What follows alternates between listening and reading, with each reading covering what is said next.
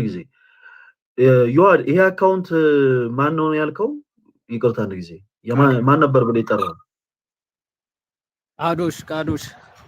እሺ ማይክን ክፈተው ወንድማችን። ኧረ ቃዶሽ አይደለም። ከዚህ በፊት በሌላኛው አካውንት ብሎክ አድርጌ ነበረ። በዛኛው እንደዛ ብለህ በምትጠቀምበት አካውንት ብሎክ ያደረኩ ደግሞ ላይቭ ስትሪም ላይ እኛው ቤት ላይ ተቀምጠ ወንድማችንን ልደተ ቃል በማይሆኑ ጸያፍ የሆኑ ቃላቶች ስለተናገርክ ነው። እና ወንድማችን አሁንም እድል ልስጥ፣ አዳምጠኝ። እንዲህ አይነት ቃል የለም። ትሰማኛለህ? ወንድማችን ልደተ ቃልን ይቅርታ፣ ቆይ አዳምጥ አጭበርባሪ። ልደተ ቃልን እሱ በሌለበት ነው የተናገርከው። አሁንም እሱ በሌለበት ልደተ ቃል ማይሆን ንግግር ስለተናገርኩ ይቅርታ ትለዋለህ። ያኛውንም አካውንትን ከብሎክ አወጣዋለሁ። ካልሆነ ግን ይሄንንም አካውንትን ብሎክ አደርገዋለሁ። እዚህ ጋር ወንድሞች የተሰደቡ ፐርሰናሊ እኔ ጋር መታችሁ ባታወሩም ደስ ይለኛል። አይ እንደዚህ የዛኔ ስለ ትዳር ያወራ ይቅርታ ብቻ ጠይቀው ለጠየቁን ብቻ አንዴ ልመልስልህ። ቆይ የዛኔ ስለ ይቅርታ ጠይቅ። ለመጨረሻ ጊዜ ነው። ሌላ ነገር የምትወራ ከሆነ ብሎክ ነው ማድረግ። አሁንም ይድልን ተጠቀምበት። ሌላ ነገር ምንም አልፈልግም። ስለምንም ነገር አውራ በፈለግከው አይነት መንገድ ፊልደር አዳምጠኝ። አዳምጠኝ። መጀመሪያ ምልህን ነገር አዳምጥ። አንተ እምነትን በፈለክበት ወይ ዲፌንድ አድርግ። ምንም ነገር እሱ አይመለከተኝም። ልደተ ቃልን ግን ፐርሰናሊ ሞክ ለማድረግ የተጠቀምክባቸው ቃላቶች አስነዋሪ የሆኑ ቃላቶች ናቸው። ስለዚህ ፐርሰናሊ እኔ አሁን እንደዚህ ማለት ለዮብ ያልበጀ ሰው ለኔ አይበጀኝም፣ ለተሙ ለዮሐድ ለሞኪ ያልበጀ ሰው ለኔ አይበጀኝም፣ ለለጥም ያልበጀ ሰው ለኔ አይበጀኝም። ስለዚህ እሱን ፐርሰናሊ የማይሆን ጸያፍ ቃል ተናግረሃል። እሱ በሌለበት ነው የተናገርከው። አሁንም እሱ በሌለበት ይቅርታ ልደተ ቃል ትለዋለህ። ከዛ በኋላ የፈለግከውን ሐሳብ እናዳምጣለን። ይቅርታ ሳትል ከጀመርክ አሁን ብሎክ ነው ማድረግ። ኦኬ እኔ እኮ ምንም አላጠፋው። መጀመሪያ ልንገርህ፣ ከዛ በኋላ ይቅርታ ትለዋለህ ወይስ አትለውም? እሺ ይቅርታ፣ ስሙን ጠርተህ ይቅርታ በለው።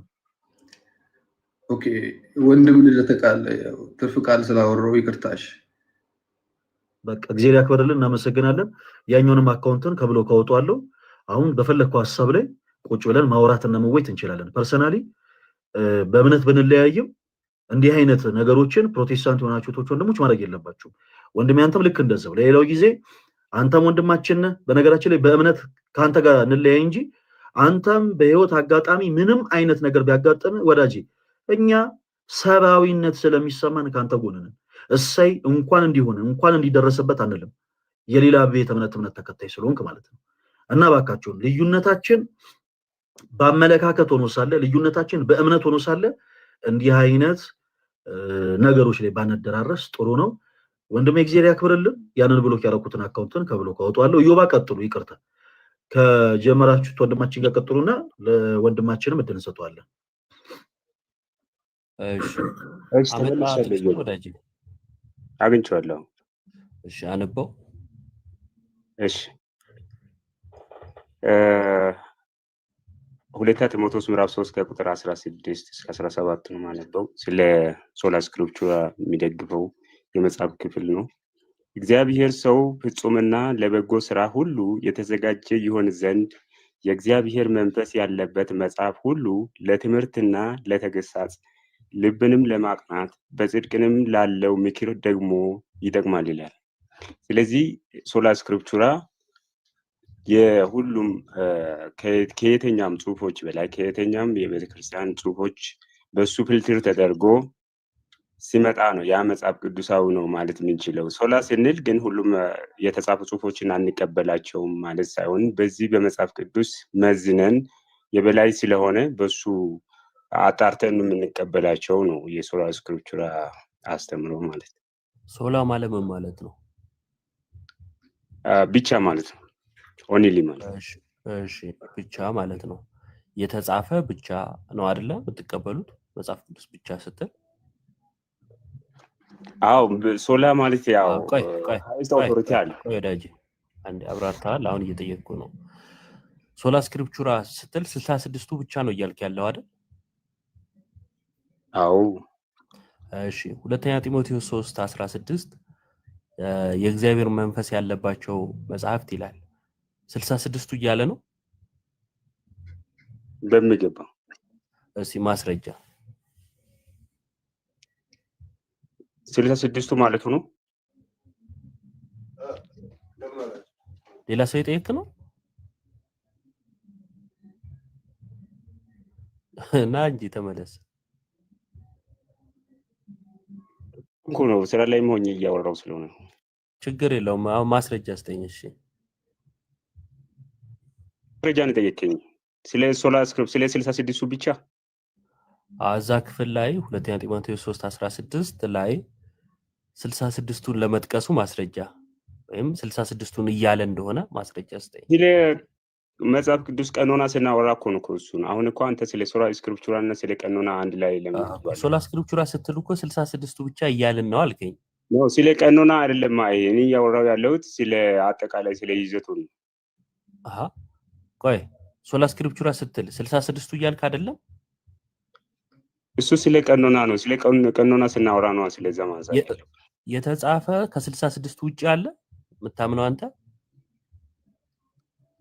እኔ ማምነው የለም ግን አንተ አሁን ስለ ቀኖና አይደለም ያወራው ያለው ክሩ አንዴ የተጻፈ ስትል 66ቱ ብቻ ብለ ነው የምታምነው ከዛን የተጻፈ ብቻም ስትል ከ66ቱ ውጪ አለ ብለ አታምንም ስለ 66ቱ ያወራ ነው ማለት ነው ያ ክፍል ሲጀመር አንተ የምትለውን ሐሳብ አልያዘም ግን ደግሞ 66ቱን ይጠቅሳሉ ወይም ስለ 66ቱ ያወራሉ ይስል አዎ ስላልከኝ እሱን እስቲ ማስረጃ እንጣን ያልኩ ስጠኝ ማስረጃ እኔ ደግሞ እሱን ቀኖና ስናወራ ነው የምናወራው አሁን ስለ መጽሐፍ ስለዚህ ስለ ሶላ ስክሪፕቹራ ነው አሁን አይደለ ያነሳው መጽሐፍ ቅዱስ ብቻ የሚለው ላይ ስላነሳ በዚህ ዙሪያ ላይ እናወራ እንጂ ስለ 66 ስለ 73 ማውራት የለብንም ወይ እንዴት ነው የምሰማው መጽሐፍ ቅዱስ ስትል 66ቱ እያልክ ነው የተጻፈ ብቻም ስትል ወይም ሶላ ስክሪፕቹራ ስትል ስለ 66ቱ እያወራህ ነው ስለዚህ ያ ከዛ ኮንትሮል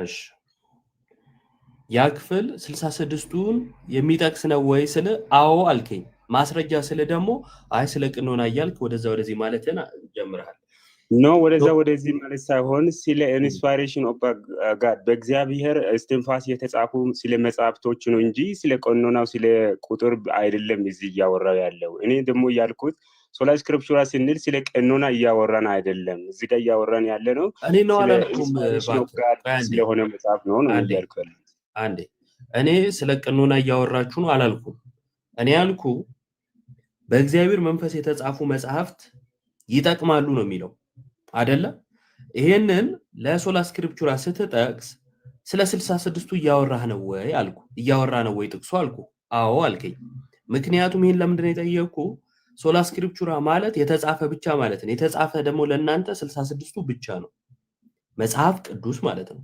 ስለዚህ ስለ 66ቱ ያወራሉ ብዬ ስለ እምነትን የጠየቁ ስለምታምንበት ማለት ነው ማስረጃ ማቅረብ ስለማትችል አሁን ምን ያደረክ ነው አይ ሱቆ ቀኖና ነው ብለ ዞር ለማድረግ ያሰብክ ነው ችግር የለውም እዛው ጋር አንድ ጥያቄ ያቀርብልሃለሁ አንድ ነገር ላይ መቆየት ስለማይጠበቅብን ማለት ነው እሺ ያ ክፍል የተጻፈ ብቻ ይላል ነው ያልከኝ አይደለ ወይም ሶላ ስክሪፕቹራ ይላል ያልከኝ ነው አይደል ስለ መጽሐፍ ቅዱስ አውቶሪቲ ያወራ ያለው ስለ መጽሐፍ ቅዱስ ስልጣኔ ስለ ይበላል ሶላ ስክሪፕቹራ አውቶሪቲ ነው የሚናገረው ወይንስ ደግሞ ብቻ መጽሐፍ ቅዱስ ብቻ ነው የሚለው ስለ አውቶሪቲና ስለ መጽሐፍ ቅዱስ ብቻ ሁለቱም አንድ ላይ አጣምሮ ነው ያዘው እሺ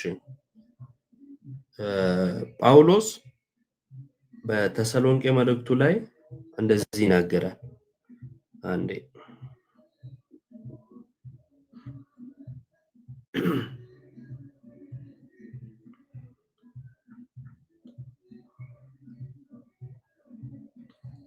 እሺ እንደዚህ ይላል ሁለተኛ ተሰሎንቄ ላይ እንግዲህ ወንድሞች ሆይ ጸንታችሁ ቁሙ በቃላችንም ቢሆን ወይም በመልእክታችን የተማራችሁትን ወግ ያዙ ይላል በቃላችንና በመልእክታችን ያለው ምንና ምን ነው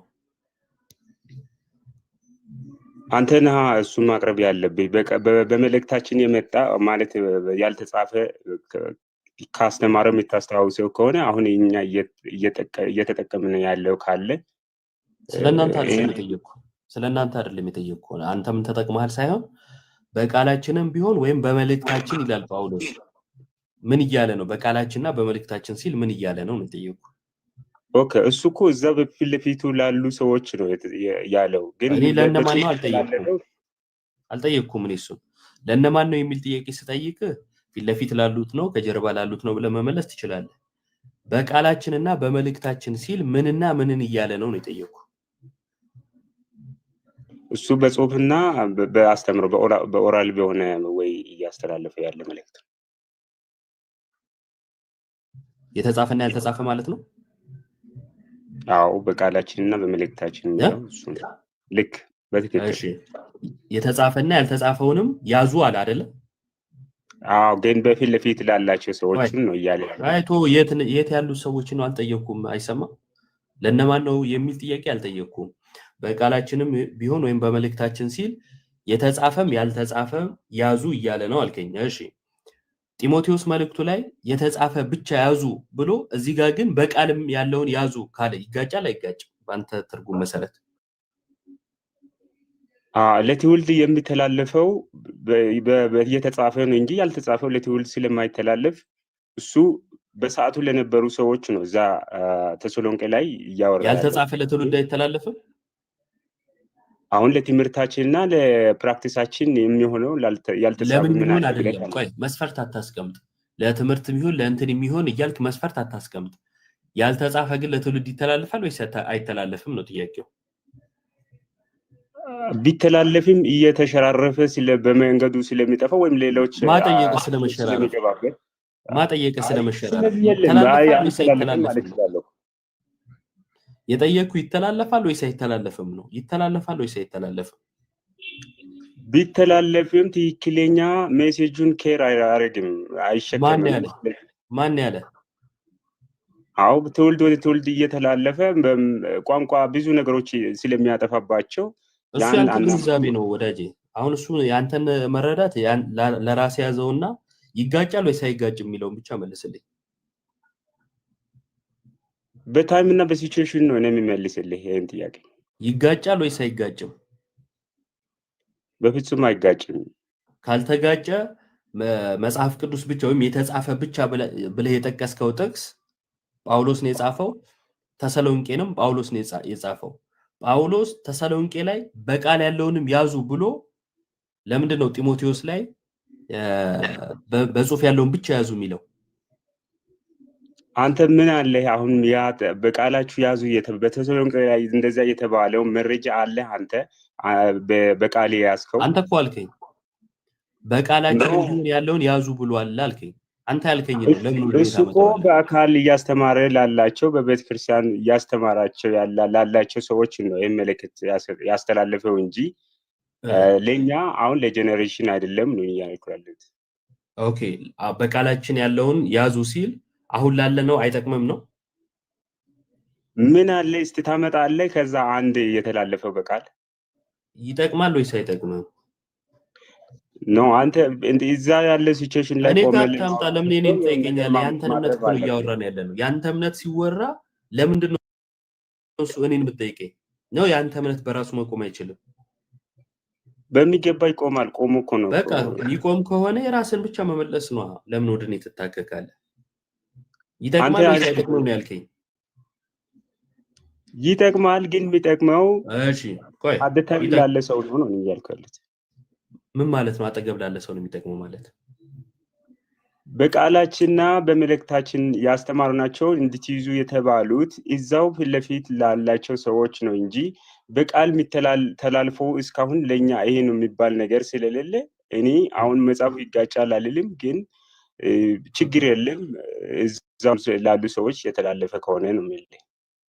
እሺ ለምሳሌ መጽሐፍ ቅዱስ የእግዚአብሔር ቃል ነው የሚለውን ወይንም ደግሞ እሺ የመጽሐፍ ቅዱስ ጸሐፊያንን እናንሳና ዮሐንስ ወንጌልን የጌታ ሐዋርያ መጽሐፉ ይጠቅመናል አይደል?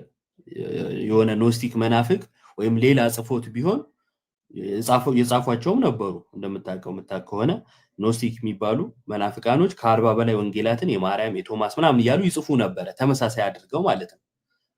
ሶ የጌታ ሐዋርያት መጽሐፋቸው ይጠቅመናል አይጠቅመንም? ለኛ ይጠቅመናል። እሺ የጌታ ሐዋርያት መጽሐፋቸው ለኛ የሚጠቅመን ከሆነ ይሄን የሚጠቅመንን የጌታ ሐዋርያት መጽሐፋቸውን የሚጠቅመንን በጽሁፍ ነው ወይንስ ደግሞ በትራዲሽን ነው የምናገኘው? የወንጌላት ጸሐፊን ለምሳሌ ዮሐንስ ወንጌል ጸሐፊን የምናገኘው መጽሐፍ ቅዱስ ላይ ተጽፎ ነው ወይንስ ደግሞ በአባቶችና በቤተክርስቲያን ታሪክ ነው የምናገኘው? አንዳንድ ቦታ ይህ መጽሐፍ ጻፊ ይላል፣ አንዳንድ ቦታ ኤግዛክትሊ የማይጠቅሳቸውም አለ። እስቲ ዮሐንስ እንደጻፈ የሚያሳየውን አሳይ። ዮሐንስ እንደጻፈ የሚያሳየውን አሳይ። ማን እንደጻፈ እሱን እኔ እንትን የለም። ቆይ እስቲ ለሌለሽ ታይም ስታይ ይልኝ በቃ እሺ። እስከዛን እሱ የጠቀሰውን ጥቅስ እንትን ልበልና ለወንድሞች ይለቃል። እሺ እሱ የጠቀሰው ጥቅስ እንደዚህ ይላል፣ የእግዚአብሔር ሰው ፍጹምና ለበጎ ስራ ሁሉ የተዘጋጀ ይሆን ዘንድ የእግዚአብሔር መንፈስ ያለበት መጽሐፍ ሁሉ ለትምህርትና ለተግሳጽ ልብንም ለማቅናት በጽድቅ ላለው ምክር ደግሞ ይጠቅማል እንጂ ብቻ አይልም። ሶላ ስክሪፕቹራን አይሸከምም ይሄ ጥቅስ። የለም እንደዛ የሚል ሐሳብ ማለት ነው። ምንድነው የሚለው? ሰው ፍጹም ሆኖ በበጎ ስራ የሚጸና በህይወቱ ክርስቶስን ለመምሰል የሚተጋ ይሆን ዘንድ የእግዚአብሔር መንፈስ ያለበትን መጽሐፍ ቢያነብ በህይወት ቢኖረው ይጠቀማል ወይም ይጠቅመዋል ነው የሚለው። መጽሐፍ ቅዱስ ብቻ አይልም። እንደውም የሚል ሐሳብ የለው።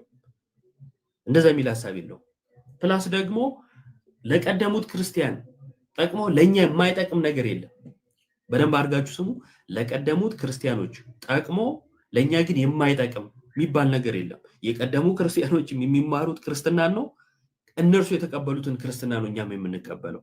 ፕላስ ለምሳሌ ዮሐንስ ጳውሎስም ሲያስተምሩ ጽሁፍ ይዘው ጽሁፍ እያነበቡ አልነበር የሚያስተምሯቸው የነበረው የአዲስ ኪዳን መጽሐፍትን ማለት ነው። የተሰጣቸውን ወንጌል ነው ወይም የተሰጣቸውን የምስራች ከጌታ የተቀበሉትን እያስተማሩ ነበር። አስተምረው ከዛ በኋላ ነው መልእክት የጻፉት።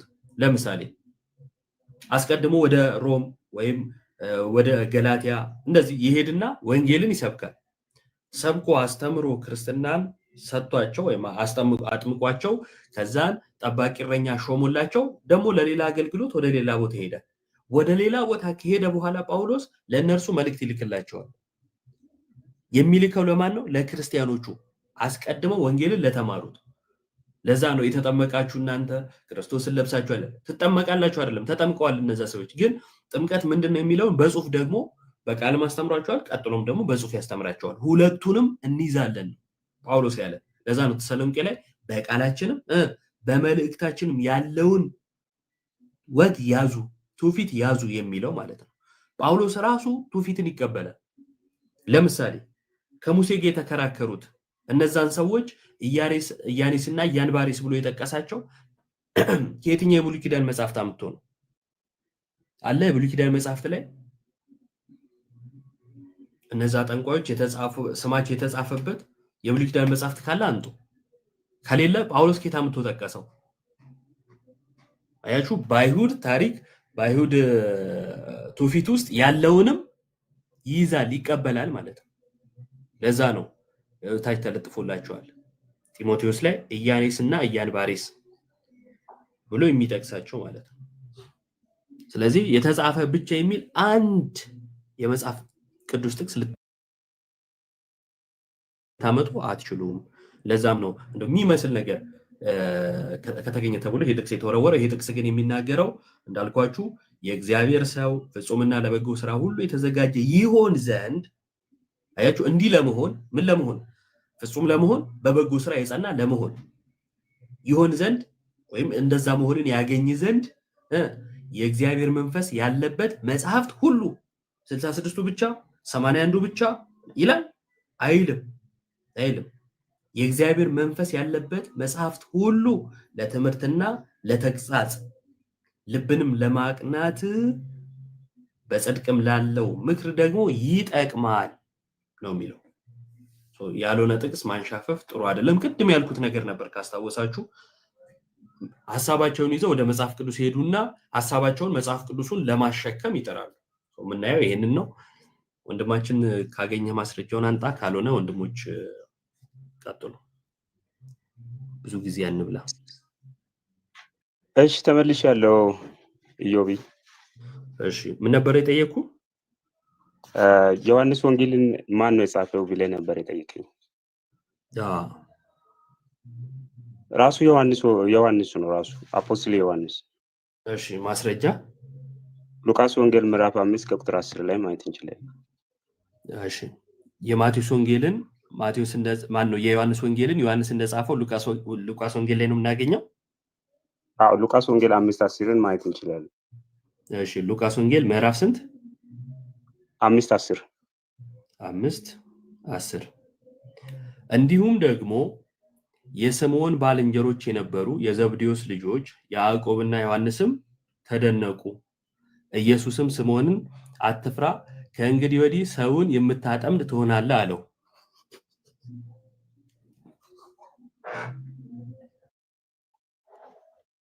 ስለዚህ የዘብዴዎስ ልጅ ዮሐንስ እንደጻፈ ነው የምንለው። ይቅርታ በጣም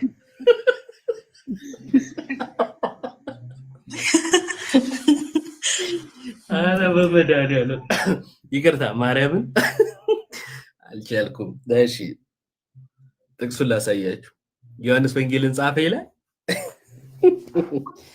አረ ተው አላቅም፣ አላየውም፣ ማንን ገደለ? እሺ 10 ይኸው እንዲህ ነው የሚለው፣ ተመልከቱ እዚህ ጋር።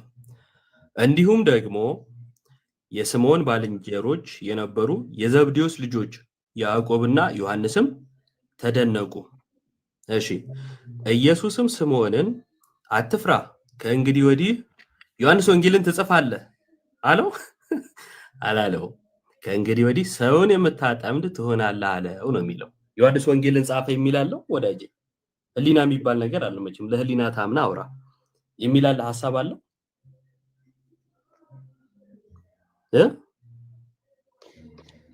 ኦኬ። እሺ ያው ካነበብኩት ነው ሼር ያደረኩት። እንግዲህ ኤግዛክትሊ ባይልም ማን ነው ከምን ላይ ነው ያነበብከው? እንዲሁ በጠቅላላ እውቀት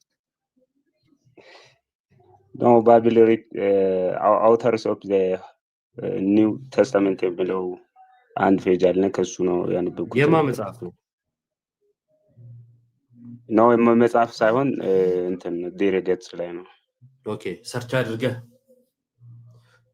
በቃ ይሄንን የምናገኘው በቤተክርስቲያን አባቶችና በቤተክርስቲያን ታሪክ ውስጥ ነው እንጂ የአራቱም ወንጌላት ጸሐፊያን እኔ ጻፍኩት አላሉ። ማቴዎስም ጋር ብትሄድ፣ ሉቃስም ጋር ብትሄድ፣ ማርቆስም ጋር ዮሐንስም ጋር ብትሄድ እኔ ጻፍኩት አይሉም። እንደውም ማቴዎስ ራሱ እንደ ሶስተኛ ወገን አድርጎ ነው የሚናገረው። ራሱ እንደ ሶስተኛ ወገን በራሱ ወንጌል ላይ ማለት እሱ በጻፈው ላይ ማለት ነው። ማቴዎስንም በመቅረጫው ሳለ ና ተከተለኝ አለኝ ሳይሆን የሚለው አለው ይላል። እንደ ሶስተኛ ወገን አድርጎ ይሄን የምናገኘው በቤተክርስቲያን ታሪክ ውስጥ ነው። ጸሐፊዎቹን ማወቅ ይጠቅማል ወይስ አይጠቅምም ብዬ ነበር። አዎ ይጠቅማል ብለኛል። ስለዚህ አንተ ይሄን ያወቀው በተጻፈው ብቻ ነው፣ በመጽሐፍ ቅዱስ በ66ቱ ብቻ ነው ወይ ካለን አይደለም። አንተ ራሱ 66ቱን ብቻ አይደለም ማለት ነው የሚጠቅምህን ነገር ለማወቅ የተጠቀምከው 66ቱን ብቻ ሳይሆን በቤተክርስቲያን ታሪክ ውስጥም ወይም የአባቶችንም ትምህርት ተቀብለሃል ማለት ነው። ለምሳሌ አባቶች ይህንን ነግረውናል። የማቴዎስን ወንጌል ማቴዎስ ጻፈው ብለው አባቶች ነግረውናል። ይህም በቤተክርስቲያን ታሪክ ውስጥ እናገኘዋለን። ሶላ ስክሪፕቹራን ብቻ ይዘ ይጠቅማል ያልከውን የመጽሐፍቱን ጸሐፊ ልታገኝ አትችልም ነበር ማለት ነው። ከዛ አንጻር ነበር የጠየቅኩ። ለማንኛውም ይበቃናል ወዳጄ፣ ስለመጣ እናመሰግናለን። ቀጥሉ የገቡ ሰዎች። እሺ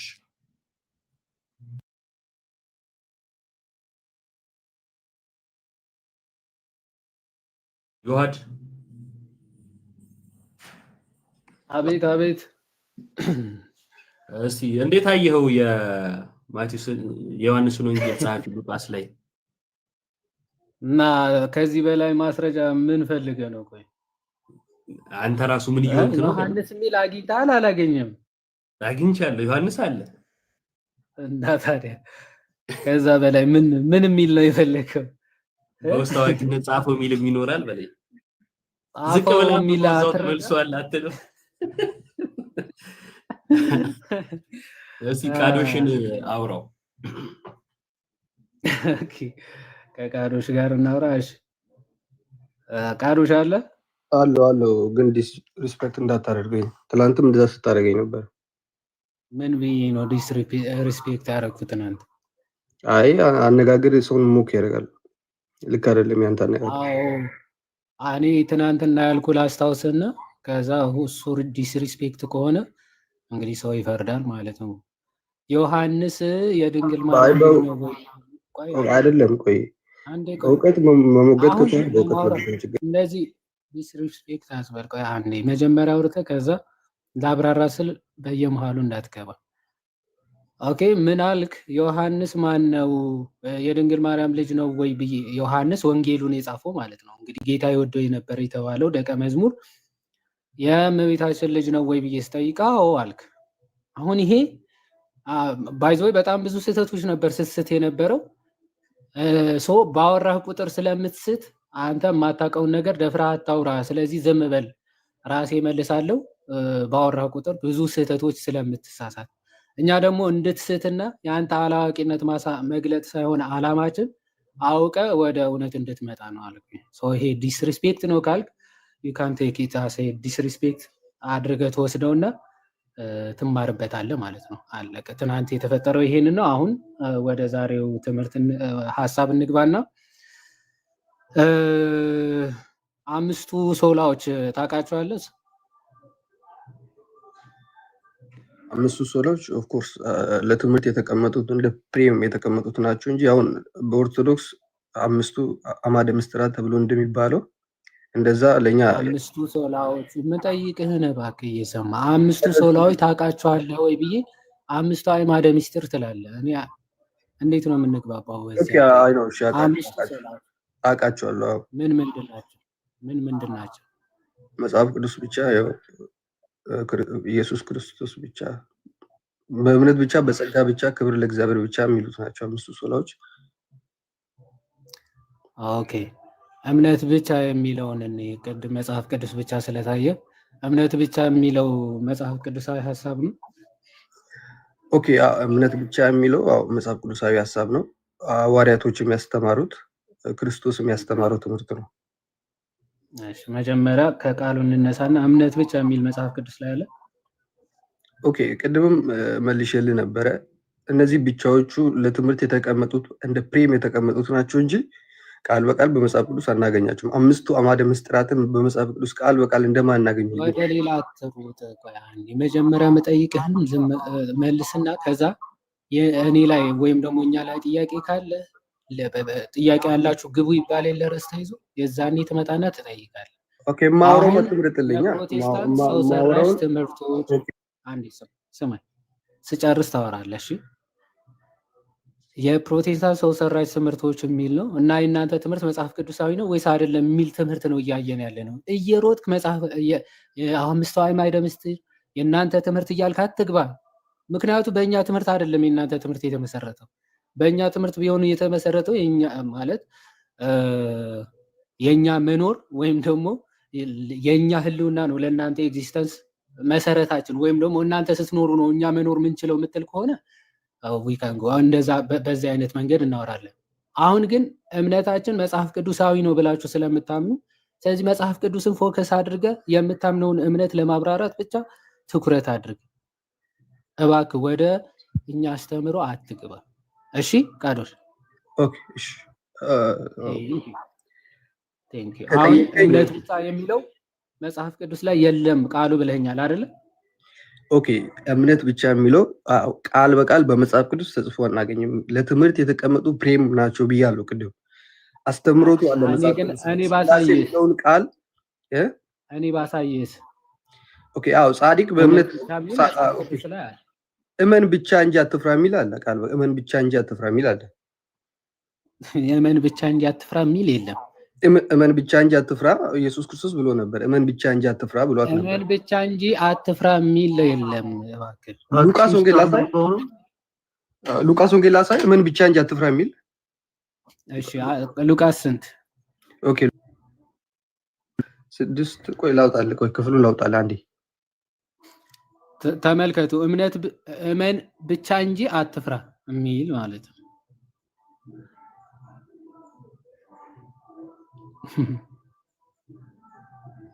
እንጂ የሚለው ብቻ ብሎ አያወራም።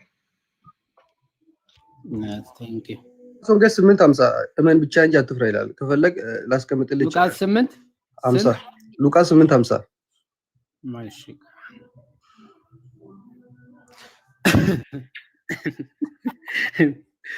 አሚጎ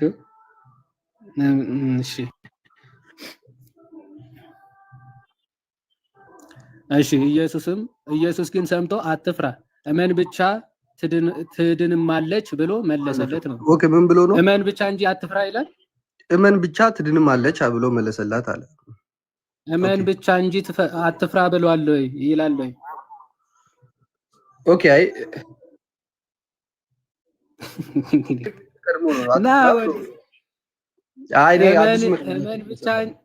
እመን ብቻ አትፍራ ብሏል ወይ?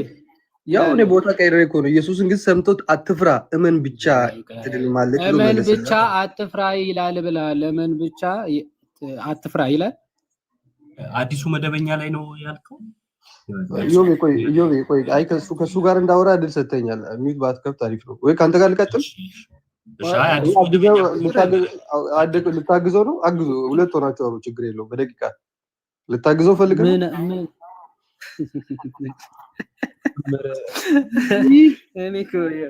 አሁን ይሄ ሰው እኮ ነው። አሁን ጭራሽ ለአንተ አጋዥ መድኃኒዓለም። እሺ እመን ብቻ አትፍራ ነው የሚለው። እመን እንጂ አትፍራ የሚል አለ። አትፍራ እመን ብቻ ትድንማለች። ስለ ዘላለም ሕይወት መዳን ነው የሚያወራው ማለት ነው። ስለዚህ ሰውየው ስላመነ ዳነች ነው። አንተ ከዚህ ጥቅስ ተነስታችሁ ነው እምነት ብቻ የሚለውን ከዚህ ጥቅስ ተነስታችሁ ነው እምነት ብቻ የሚለው ትምህርት ያመጣችሁት? እኔ ወጣኝ። እኔ እምነት ብቻ ከዚህ ትምህርት ተንተርሰን ነው እንትን ያልነው ብዬ ወጣኝ አውርቻለሁ። እምነት ብቻ የሚል ጥቅስ እኮ እያመጣልህ ይመስላል። እንደዛ አይደለም። አንተ መጀመሪያ ጥቅሱ ትክክል አይደለም የጠቀስከው። ኦኬ አስተካክል አይደለም የጠቀስከው። እመን ብቻ አትፍራ የሚል ጥቅስ አለ ብለሃል። አይደለም፣ እንደዛ አይደለም። አትፍራ እመን ብቻ ትድንማለች ተብሎ ተነግሮታል። ትክክል። ክርስቶስ ኢየሱስን ማመን በምላት ትክክል ያድናል። ኦኬ እኔ ያልኩትን ድጋሚ ማርቆስ 15:36 ክፈት። እመን ብቻ እንጂ አትፍራ የሚል አለ። ማርቆስ 15:36 ክፈት። እሺ ማርቆስ ስንት? 15:36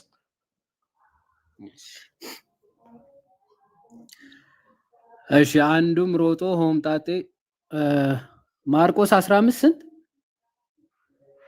ቆስ 5 ነው ያልኩት 15 አይደለም።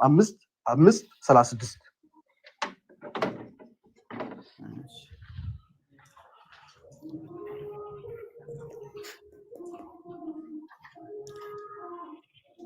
ኦኬ ኢየሱስ ግን የተናገሩትን ቃል አድምጦ ለምኩራብ አለቃ እመን ብቻ እንጂ አትፍራ አለው ይላል። እሺ እምነት ብቻ የሚለው ትምህርት ከዚህ የተነሳ ነው ማለት ነው አይደል? ለቃል በቃል እምነት ብቻ ጠይቃባለው ከጠየቀኝ ብዬ ነው ይሄን ያሳየው እንጂ ስለዚህ እምነት ብቻ የሚለው ትምህርት ከዚህ የተነሳ ነው የመጣው ማለት ነው። ከዚህ የተነሳ አይደለም። ከዚህ ብቻ የተነሳ አይደለም። እምነት ብቻ የሚለው ትምህርት ይሄ ትምህርት ለእምነት ብቻ ይሆናል ነው? አይሆንም አልኩ እኮ ብራዘር። ቃል በቃል ከጠየቀኝ ለእምነት ብቻ አይሆንም። ኦኬ አይሆንም ማለት ለእምነት ብቻ አይሆንም። ጥሩ እሺ፣ ለእምነት ብቻ ብላችሁ ስለዚህ እምነት ብቻ የሚለው ጥቅስ ወይም ደግሞ ሰው በእምነት ብቻ ይድናል የሚለው ትምህርታችሁ በዚህ ጥቅስ ካልሆነ የተመሰረተው ከመጽሐፍ ቅዱስ ውጪ በሆነ ትምህርት ነው ማለት ቃሉ ከመጽሐፍ ቅዱስ ውጪ በሆነ ሐሳብ ነው የምታምኑት ማለት ነው የምትቀበሉት አይደል? ኦኬ ምን መሰለህ ዮሐዴ ምን መሰለህ ቃል በቃል አሁንም ኤግዛክት ወርድ ፓላሲ ይሆናል። ቃል በቃል ከጠየቀኝ ማለት ነው። ትምህርቱን ከጠየቀኝ አይ ነው ቃሉ ከመጽሐፍ ቅዱስ ውጪ ነው ቃሉ ማለት ነው አይደል? ወደ ሐሳቡ ደቂቃ ስትገኝና ችግር የለውም። ብቻ ስንል ምን ማለታችን እንደሆነ ደቂቃ አንታውን ምን ማለት ነው የሚለው መጀመሪያ አልደረስኩም፣ ሐሳቡ ላይ አልደረስኩም እያልኩ ነው። ሚስጥረ ጥምቀት ሐሳቡ ላይ እንመጣለን። መጀመሪያ ቃሉ መጽሐፍ ቅዱስ ላይ ኖሮ ሳይሆን ከመጽሐፍ ቅዱስ ውጭ የሆነ ቃል ነው እየተጠቀማችሁ ያላችሁት አይደል? መጽሐፍ ቅዱስ ላይ አሳየው እኮ ምን ብቻ የሚለውን አሳየው ከፈለግ ሁሉንም እንደዛ አንተ ይሄ አይደለም የእምነት ብቻ ትምህርታችን አልክ እኮ። ይሄ ነው የእምነት ብቻ ትምህርት። ስላሴ የሚለውን ከመጽሐፍ ቅዱስ ልታሳይኝ ትችላለሽ ወይ? ወይ ፈጣሪ የምጠይቅህን መጀመሪያ መልስ። ይሄ ነው ወይ የእምነት ብቻ ትምህርት? አይደለም ልመልስልህ እኮ ቆይ ልመልስልህ መጀመሪያ። አይ እኔ ሳወራ በጣልቃ ባትገባ አሪፍ ነው። እኔም ቅድምም ብዬ ያልኩት ምን መሰለ፣ እምነት ብቻ የሚለው ለትምህርት የተቀመጠ ፕሬም አልኩ 30 ጊዜ ደጋግሜ እየነገርኩ ነው። ትምህርቱን ንገረኝ ካልከኝ ኦፍኮርስ አሁን ልነግርህ እችላለሁ። ከዛ ውጪ ቃል በቃል ከመጽሐፍ ቅዱስ አናገኝም። አማርኛ ትሰማለህ አይደል? አማርኛ ትሰማለህ? አሰማ ትሰማለህ? አሰማ መጀመሪያ እስኪ ንገረኝ። ሌላ የምትችለው ቋንቋ በሀዲየኛ እናውራሽ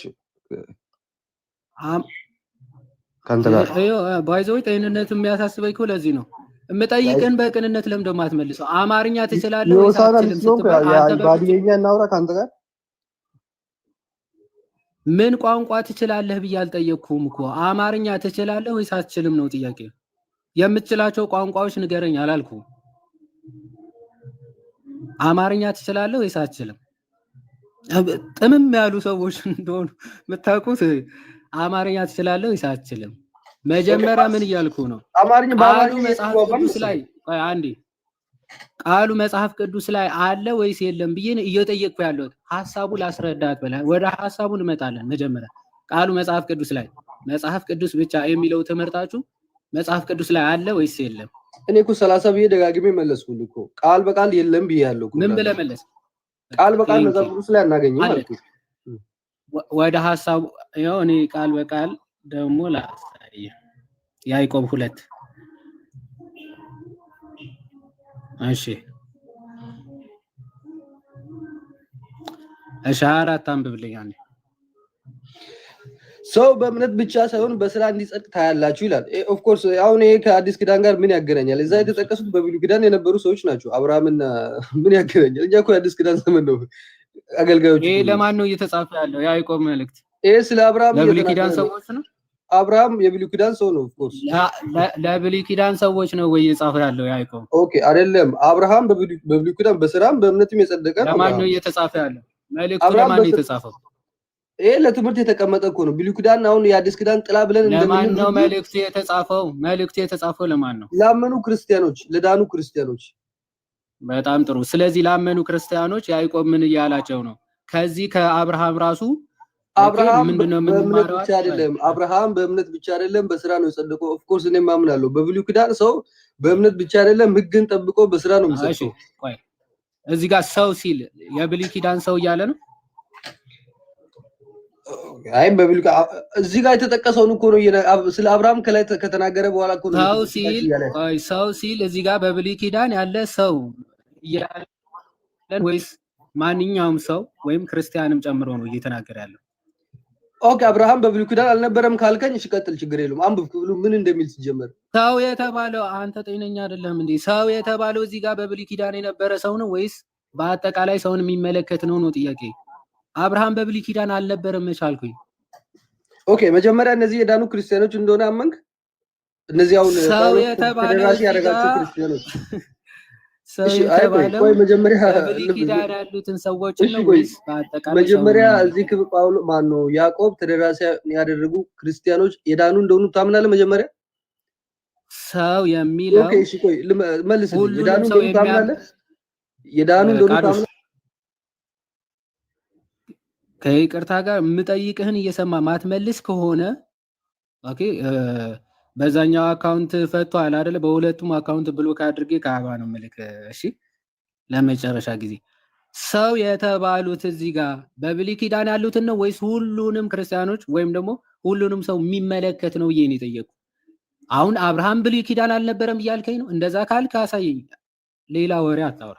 ሰው የተባለው እዚህ ጋር ሁሉንም ሰዎች የሚያጠቃልል ነው ወይስ በብሉይ ኪዳን ብቻ ያሉትን ሰዎች? ይሄን ብቻ ነው የጠየቁ። ክፈትና መልስ። ኦኬ አዲስ ጥያቄ ነው ጠየቀኝ፣ ስመልስልህ ጣልቃ ባትገባ አሪፍ ነው። አንዴ ሚውት አድርግ ልመልስልህ። ሚውት አድርግ አንዴ፣ እየጠበቅኩ ነው። ቀጥል፣ እየሰማ ነው። አይ ሚዩት አድርግ። እሺ ህፃናት ከህፃናት ማቆያ ትመጣለህ፣ እዚህ ታስቸግራለህ። በል ውረድ በል።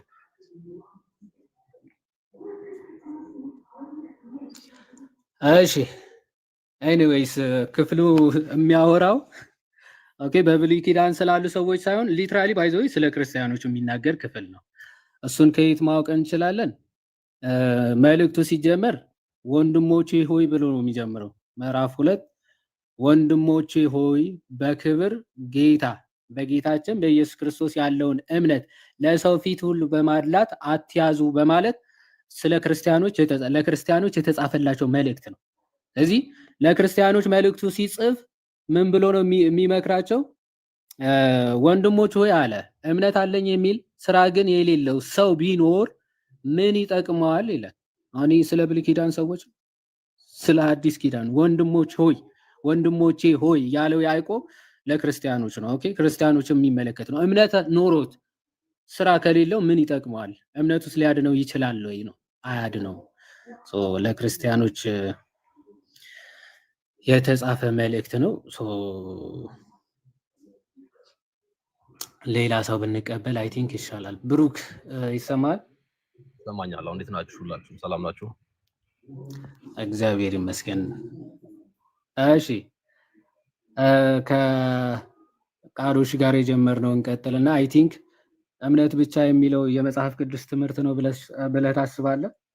ያ በመጀመሪያ እምነት ብቻ ስንል እኛ መዳኛው መንገድ በእምነት ብቻ መሆኑን እየገለጽን ነው እንጂ ከዛ በኋላ የምንሰራው ስራ የለም እያልን አይደለም። የምንሰራው ስራ አለ። እሱን ስራ ግን የምንሰራው አሁንም በእኛ አቅም ሳይሆን በመንፈስ ቅዱስ ታግዘን የምንሰራው ስራ ነው። ለሱ ማረጋገጫ ሕዝቅኤል 36:27 ማንበብ እንችላለን። እሺ ጥሩ። ስለዚህ እምነት ብቻ ስትል መጀመሪያ የሚዳነው በእምነት ብቻ ማለት ነው እንጂ ሰው ከዳነ በኋላ መልካም ስራ አያስፈልገው ማለት አይደለም ብላል። ያ የሚሰራው መልካም ስራ ለመዳኑ ያስፈልገዋል ብላችሁ ታምናላችሁ? ስለ ዳነ ነው የሚያደርገው። ገላትያ 5 ላይ እንደተጻፉት እንዳሉት የመንፈስ ፍሬ ብሎ የተገለጹትን እነሱን ስራዎች የምንሰራው ከኛ አቅም ስላልሆነ አንድ ሰው ሰላም ሲል ሰላም በራሱ ማምጣት ስለማይችል ኦኬ ራስን መግዛት ሲል ራሱ መግዛት በራሱ ማምጣት ስለማይችል በመንፈስ ቅዱስ ግን ታግዞ እነዚህ መልካም ስራዎች ግን ይሰራል። ግን ምንድነው እምነት ብቻ ስንል ለመዳን የዳንነው በእምነት ብቻ ነው እያልን ነው እኮ። በእምነት ብቻ ማለት አሁን አንድ ሚስጢራትንም ሳያካትት ማለት ነው አይደል? ጥምቀትም ቁርባንም ሳያካትት ማለት ነው አይደል? ኖ እሱ እኛ አንተ ስለምንለው እንጂ ያመነ የተጠመቀ ይድናል ስለሚል እኔ ማምነው ያምኖ የተጠመቀ ሰው ነው። ስለዚህ እምነት ብቻ ስትል ሚስጢራትን ባገለለ መልኩ አይደለም ማለት ነው። ጥምቀትም ቁርባንም አሉ ማለት ጥምቀት አለ። ቁርባን ለድህነት አይደለም። ኦኬ ቁርባን ለድህነት አይደለም። እሺ እንመጣለን። ጥምቀት ለድህነት ነው። ጥምቀት ለድህነት ነው። ኦኬ ጥምቀት ለድህነት ነው። ቁርባን ግን ለድህነት አይደለም። በጣም ጥሩ። እሺ አሁን እሱን በሰፊ እንሄድበታል። ቁርባን ለድህነት አይደለም ወይም የጌታ ስጋና ደም ለመዳን አይደለም። ዮሐድዬ እንጨርሰውና የቆንትና ቃዶች ጋር ጀመራችሁትን ከዛ ወደዛ ደግሞ እንግባ። ጥሩ በኋላ እንመለስበታለን። እሱ አሁን አንተ ስትል ሰው አምኖ ተጠምቆ ከዳነ በኋላ ከዛ በኋላ የሚሰራው መልካም ስራ ለመዳኑ አያስፈልገው ማለት ቢሰራም ባይሰራም ምንም ለውጥ የለውም ነው። መጀመሪያ ላይ አንድ ሰው አመነ ስንል ፈቃዱን ለፈቃዱ አስገዛ ማለት ነው። በሚያስገዛበት ሰዓት ላይ በዛ ሰዓት ላይ ተድኗል። ኦኬ ከመንፈስ ተወልዷል ማለት ነው። ከመንፈስ የተወለደ ደግሞ የመንፈስ ፍሬዎችን ስለሚያደርግ ያ ደግሞ የመንፈስ ፍሬ ስለሆነ የስጋ ስላልሆነ በመንፈስ ቅዱስ ታግዞ እነዛ ገላትያ ላይ የተጻፉትን ኦር መልካም ስራ የምንላቸውን ነገሮች በሙሉ በመንፈስ ቅዱስ ታግዞ ይሰራል ማለት ነው። ለሱ ማረጋገጫ አልኩ ሕዝቅኤል 36:26 አንዴ ብሩኬ የምጠይቅን በደንብ ስማኝ። አንድ ሰው አምኖ ከተጠመቀ በኋላ መልካም ስራ ቢሰራ ያ መልካም ስራው ወይም ደግሞ የሚሰራው መልካም ስራ ለድህነቱ ምንም አያደርግለትም ነው? ያ በራሱ ነው መንፈስ ቅዱስ አግዘውት ነው? አልጠየቅኩም። የሚሰራው መልካም ስራ ያ ለመዳኑ ያስፈልገዋል ወይስ አያስፈልገውም ነው ጥያቄ። ለዳነ ነው የሚሰራው እንጂ ለድህነቱ ምንም አያደርግለትም። ለድህነቱ ሳይሆን ስለዳነ የዳነ ሰው የሚያደርገው ተግባር ነው። ለድህነቱ ምንም አያደርግለትም አይደል? ስለዳነ ነው አልከኝ፣ ሰማሁ። ስለዚህ ማድረጉ አለማድረጉ ምንም መዳኑ ላይ የሚጨምረው የሚቀንሰውም ነገር የለም ማለት ነው። ማድረጉ አላልኩኝም። ዮሐንስ እየሰምተኝ ከሆነ ማድረጉ አለማድረጉ አላልኩኝም። የዳነ ሰው ግዴታ በመንፈስ ቅዱስ ታግዞ እነዚህን ነገሮች አለማድረግ አይችልም። ይሄን ነገር የማያደርግ ሰው ካለ ደግሞ ነው ማረጋገጥ ያለበት ተመልሶ እያልኩ። ስለዚህ ሊትራሊ አንድ ሰው ክርስቲያን ከሆነ በኋላ መልካም አለመስራት አይችልም። በጎ ብቻ ነው የሚሰራው ማለት ነው። ኖ መጥፎ ስራን ይሰራል። ሮሜ 7 ላይ እንደሚናገረው በእኔ ያለ ኃጢአት ነው እንጂ የሚያደርገውን ያደረለውም እንደሚል ቅዱስ ጳውሎስ እንደዚህ የምታደርገው ነገር አለ ስጋችን ስላልወደቀ ማለት ነው። ግን በመንፈስ ቅዱስ ታግዘህ ግን እነዚህን መልካም ፍሬዎች ግን ታፈራለህ እያልኩ ነው። ኦይ ኃጢአትስ የምትሰራው ኃጢአት ትሰራለህ? ማንም አይሰራል እንደ ኃጢአት። ኦኬ ክርስቲያን ሆነ ኃጢአት የሚሰራል? ሁሉም ይሰራል። ኃጢአት የለብኝም የሚል ሰው የለም። በጣም ጥሩ። ኃጢአት መስራቱ ከድህነት ያስወጣዋል ወይስ አያስወጣም? ኃጢአት መስራቱ ከድህነት ማስወጣት ሳይሆን በሰማይ የገባልን ሊቀ ካህን ስላለን ኦኬ ደሙ ከኃጢአት ሁሉ ስለሚያነጻን እኛ ደግሞ የዳንን ስለሆንን ክርስቶስ ኢየሱስ ስለሚታይልን በቅድስተ ቅዱሳን የዛን ሰዓት ላይ ያነጻናል። በምን ንስሐ በመግባት ማለት ነው። መንፈስ ቅዱስ ይወቅሳል። ኃጢአት ሰርቶ አንድ ሰው ንስሐ ካልገባ ያ ኃጢአቱ ከድህነት ያስወጣዋል ወይስ አያስወጣም? አሁንም አለመግባት አይችልም። ቅድም እንዳልኩ አለመግባት አይችልም። ስራውን እንዳለ አማኝ ከሆነ ክርስቲያን ሆኖ ንስሐ አለመግባት አይችልም የሚለውን ጥቅስ አምጣው። ቆይ አሁን ተረጋኝ። እሺ እንትን እንዳንሰራ አሁን እያልኩ ቅድም ስራውን እንደነገርኩ ስራውን በራሱ ማድረግ ማስረጃ። አሁን አለመግባት አይችልም ያልከውን ንስሐ አለመግባት አይችልም የሚለውን ማስረጃ አምጣ። እኔ ንስሐ አለመግባት እንደሚችል አሳያለሁ። አንተ ደግሞ ንስሐ አለመግባት ራሱ አይችልም ያልከውን ማስረጃ አምጣ። ኢት ዲፔንድስ ሆሊ ስፒሪት ላይ ነው ሁሉም እያልኩ ነው። እሺ ብሩክ አሁን ጥቅስ ሕዝቅኤል 36:26 አውጣና እሱን ስናነብ ሁሉ ነገር በማን እንደሚሰራ እናየዋለን። ጭራሽ ትንቢተ ሕዝቅኤል ነው። አንድ ሰው ክርስቲያን ከሆነ ኃጢአት አለመስራት ማለት ንስሐ አለመግባት አይችልም የሚለው የማን ትእዛዝ እንደሆነ ማን እንደሚያሰራን ይሄንን ነገር ላሳየ ነው። እኔ ማን ያሰራናል ብዬ አልጠየኩም። ማይ ብራዘር ብሩክ ሰምተኝ ከሆነ አንድ ሰው ክርስቲያን ከሆነ ንስሐ አለመግባት አይችልም ላልከው ጥቅስ ነው ያልኩ። ንስሐ አለመግባት አይችልም ያልከው አንተ ቃል አሁን በደንብ አዳምጠኝ። ቃል በቃል ነው የፈለከው አንተ ቃል በቃል ሳይሆን ይህንን ነገር ግን እንድናረግ ቃል በቃል ትምህርቱም ሐሳቡም ችግር የለብኝም። ሐሳቡም አምጣው። ሰው አንዴ ክርስቲያን ከሆነ በኋላ ንስሐ ራሱ አለመግባት አይችልም የሚለውን ሐሳቡን አምጣው እኮ። ስራም አሁን አዳምጠኝ። ስራም ንስሐም ሕዝቅኤል ላይ የነገርኩህ ላይ እስከ 36 ላይ ስራም ንስሐም በማን እንደሚደረግ ያሳያል። ሁለተኛ ደግሞ እግዚአብሔር ነው በእኛ መልካም ንስሐ አለመግባት አይችልም ያልከውን ማስረጃ ምን ሆንክ? ያንተ ሐሳብ አንፈልግም እኮ አሁን ያንተ ሐሳብማ ኦልሬዲ ነገርከን እኮ ብሩኬ። ያንተ ሐሳብማ 30 ጊዜ ነገርከን። አንድ ሰው ክርስቲያን ከሆነ በማን በኩል ንስሐ እንደሚገባ ስለሚናገር ኦኬ ሰው ንስሐ አለመግባት አይችልም የሚል መረዳት ያንተ መረዳት ያዝንና ይህ መረዳት መጽሐፍ ቅዱስ አስደግፈበት ወይም ደግሞ አባት አስደግፈበት።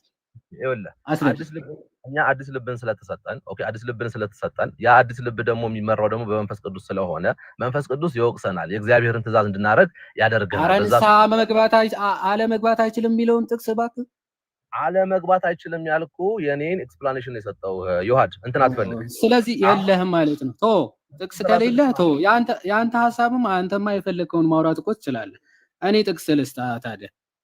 ኦኬ እና የማይለውን አዲስ ልብ እሰጣችኋለሁ። ትክክል ነው። ታዲያ የድንጋይ ልብ አውጥቼ የስጋ ልብ እሰጣችኋለሁ። ትክክል ነው።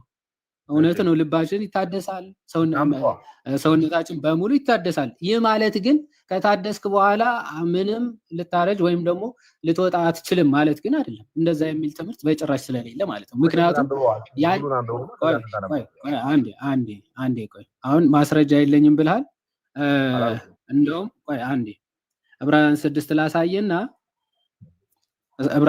ላሳየህና አንድ ጊዜ ብርሃን የበራላቸውን ሰማያዊውንም ስጦታ የቀመሱትን ከመንፈስ ቅዱስም ተካፋዮች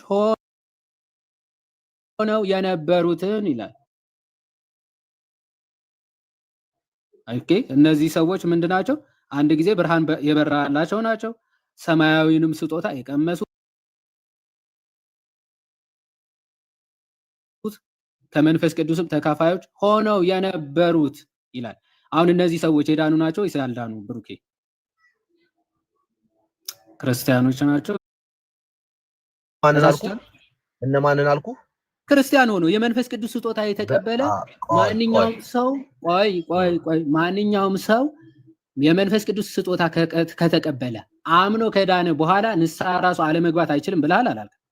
አዎ ትክክለኛ አማኝ ከሆነ ብያለሁ እኮ ትክክለኛ አማኝ ከሆነ አለመግባት አይችልም። እነዚህ ግን የተገለጹ ግን ክህደት ያላቸው ልበ ጠማማ የሆኑ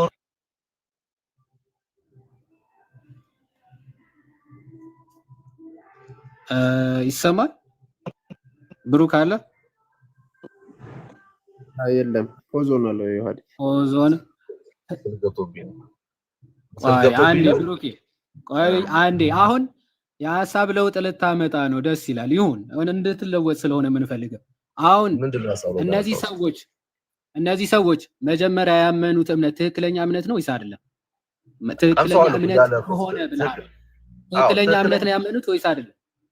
ይኸውልህ ትክክለኛ እምነት እኮ አምነዋል። እንደዚህ ሁሉ ይሁዳን ያነሳውበት ምክንያት ከ12ታችን ለምን ንስሐ አልገቡ? ቆይ ለምን ንስሐ ለምን አልገቡ? ልባቸው ጠማማ ለምን ንስሐ አልገቡ? ድነታቸው ልክ ስላልሆነ ማለት ድነታቸው ልክ ስም ኦኬ። ልባቸው ጠማማ ሆነው ነው የዳኑት? አዎ ይኸውልህ ልንገርህ፣ ስማኝ። ጠማማ ሆነው ልባቸው ነው የዳኑት? አዳምጠኝ እኮ ቀጥል። የምጠይቅህን ከሆነ ቀጥል እኮ የምጠይቀኝ ነው እየመለስኩልህ ያለሁት። አሁን እነዚህ ሰዎች በስራ ድነው ነው ወይ ስትለኝ፣ አይ መጀመሪያውንም ልባቸው ጠማማ አልጠየቅኩም። ላልጠየቅኩ ምላሽ አትስጥ። በስራ ድነው ነው ወይ አልጠየቅኩም። ማን ጠየቀ? እነዚህ ሰዎች አላልኩም። በስራ ብያለሁ እንዴ? አልኩኝ እንዴ? አልወጣኝም። በስራ የሚባለው በምንድን ነው የዳኑት? ያላልኩትን አታውራ። በስርዓት በለኝ። እሺ ቆይ እንደዛ ነው ወይ ያልከኝ ያለው ብለኛል። ምንድነው? አላልኩም። በደንብ አዳምጠኝ ዮሐድ፣ በደንብ አዳምጠኝ። ያልኩ ያለሁት እነዚህ ሰዎች ከመጀመሪያውም ልባቸው ጠማማ ስለሆነ ነው። ግን የመንፈስ ቅዱስን ፍሬ ተካፍለው ነበረ ወይ? አዎ ተካፍለው ነበረ። ሆልድ ኦን። አሁን ከመጀመሪያው አንዴ ቆይ፣ ሐሳብን በደንብ ሺፍት አድርጌ እንዳልይዘው አንዴ። ከመጀመሪያውም ያመኑት እምነታቸው ጠማማ ነው? ኖ እድል ከመጀመሪያውም ያመኑት እምነታቸው ጠማማ ነው? እድል ተሰጥቷቸው ነበረ። ያንን እድላቸውን ግን ሊጠቀሙ አልቻሉም። ግን እግዚአብሔር ምን እድል ነው የምታወራው? ስለ መጀመሪያ እምነታቸው ነው እያወራን ያለ ነው ማይ ብራዘር።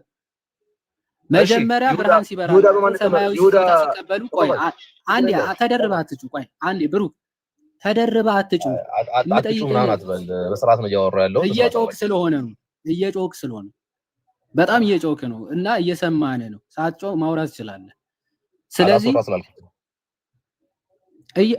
የምጠይቅህን ትተህ ያልተጠየቅከውን ነው የምታወራው። መጀመሪያ ያመኑት እምነት ትክክለኛ እምነት ነው ወይስ አይደለም? እነዚህ እምነታቸው ላይ ችግር ያለባቸው ናቸው፣ ግን የእግዚአብሔርን ስጦታ ግን ተቀብለው። መጀመሪያ ላይ ያመኑት እምነት ትክክለኛ ነው ወይስ አይደለም? ችግር አለበት የመጀመሪያ እምነታቸው? አዎ በደንብ አለበት። መጀመሪያም ችግር አለበት እምነታቸው? አዎ አለበት። ሆልድ ኦን። ስለዚህ እምነታቸው ላይ ችግር እያለባቸው ነው ብርሃን የበራላቸው? yes ሰማያዊ ስጦታ የቀመሱት እምነታቸው ላይ ችግር እያለባቸው ነው? አዎ ላስረዳ። ከመንፈስ ቅዱስ ተካፋዮች ሆነው የነበሩት እምነታቸው ላይ ችግር እያለባቸው ነው? አዎ ላስረዳ። ቆይ አሁን በጥቅስ ታመጣና እምነቱ ችግር እያለበት ብርሃን የበራለት ሰማያዊ ስጦታ የተካፈለ እና የመንፈስ ቅዱስ ተካፋይ የሆነ መጽሐፍ ቅዱሳዊ ማስረጃ ብሩክ ባይዞ እዚህ ክፍል ላይ ሊትራሊ ስድብ ነው እግዚአብሔር ላይ እየተናገረ ያለው። ትክክለኛ እምነት እንዳላመኑ እያወቀ እግዚአብሔር ተሳስቶ ብርሃን አበራላቸው፣ ሰማያዊ ስጦታ ሰጣቸው፣ መንፈስ ቅዱስ ተካፋይ አደረጋቸው። ከዚህ በላይ ብላስፈሚ ስድብ የለም። እሺ እስቲ ትክክለኛ እምነት ሳያምኑ ኦንሊ ጂሰስ ሆኖ እንደማለት ነው። ኦንሊ ጂሰስ ሆኖ ራሱ በቃ ሰማያዊ ስጦታ ይሰጣቸዋል፣ ብርሃን ይበራላቸዋል። በስማ እስቲ ማስረጃውን ብሩኬ